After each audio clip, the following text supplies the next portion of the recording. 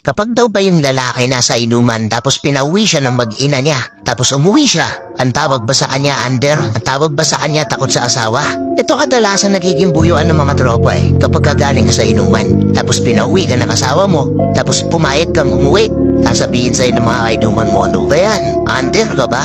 Takot ka ba sa asawa mo? Ang tawag sa mga ganong klaseng lalaki, responsableng lalaki, responsableng ama, responsableng asawa. Kasi hindi naman sa lahat ng oras na kagaya ng dati nung binata pa siya na pwede siyang makipagpaparan sa inuman hanggang madaling araw. Meron na yung binubuhay na pamilya, meron na yung nag-aantay na asawa, meron na yung nag-aantay na anak. Kaya wag kang mahiya bro kung sasabihin sa'yo ng mga kaibigan mo, ano ba, under ka ba? Takot ka ba sa asawa mo?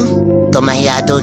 Hindi nakakahiya yun. Pinapakita mo lang sa kanila na responsable kang lalaki. Kaya kayo mga madam, tatanungin ko kayo, responsable ng lalaki ba yung napangasawa nyo? Comment nyo nga dito. Let's go.